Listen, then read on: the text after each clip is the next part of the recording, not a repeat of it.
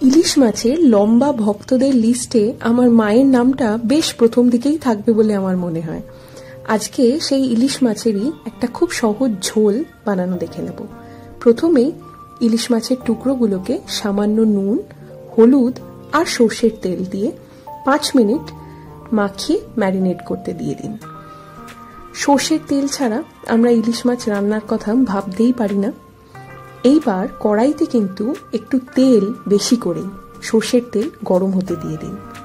সর্ষের তেল গরম হয়ে গেলে মাছের টুকরোগুলোকে আমরা 1 মিনিট সময়ের জন্য এক একটা দিক জাস্ট হালকা ভেজে নেওয়া পছন্দ করি। অনেকেই ইলিশ মাছের কাঁচা ঝোল খেয়ে থাকেন, সেটা স্বাদ অবশ্য অন্যই রকম হয়।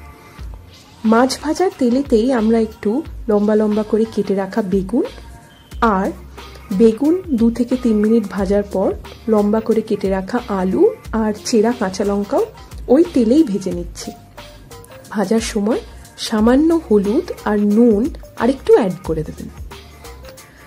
আমরা এই মাছের ঝোলটায় অতিরিক্ত কোনো মশলা দেওয়া পছন্দ করি না। হলুদ আর নুন ছাড়া আর একটা মশলাই আমরা ব্যবহার করি, সেটা হচ্ছে জিরে গুঁড়ো। 1 টিস্পুন মতো জিরে গুঁড়ো এই আলু আর বেগুনের সাথে অ্যাড করে ততক্ষণ অবধি কষিয়ে নিন যতক্ষণ না জিরের কাঁচা গন্ধটা চলে যাচ্ছে। কাঁচা গন্ধটা চলে যাওয়ার পর পরিমাণ মতো জল অ্যাড করে দেওয়া হয়েছে। আলু আর বেগুনটাকে একটা লিড কভার করে 12 থেকে 15 মিনিট সময়ের জন্য আগে সেদ্ধ করে নেওয়া হয়েছে।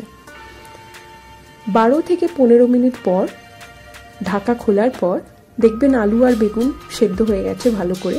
এই স্টেজে ভেজে রাখা মাছের টুকরোগুলোকে আমরা অ্যাড করে দিই। 5 মিনিট ফুটিয়ে রাখার পর আমরা কিন্তু এই মাছের ঝোলটাকে একটা বাটিতে আগে ঢেলে নিই। মাছ এই সময় খুব নরম থাকায় মাছটাকে আলাদা তুলে রাখি, ঝোলটাকে আলাদা তুলে রাখি।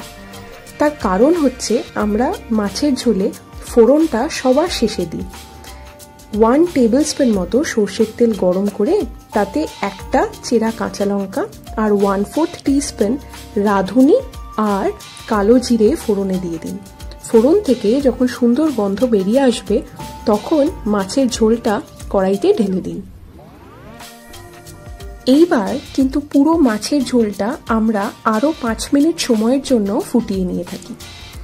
আপনারা ইলিশ মাছের ঝোল কিভাবে তৈরি করেন বা খেতে ভালোবাসেন আমাদের জানাবেন। আমাদের রেসিপিটা আপনাদের কেমন লাগলো সেটাও জানাতে ভুলবেন না। সুস্থ থাকবেন, সাবধানে থাকবেন। এনজয়।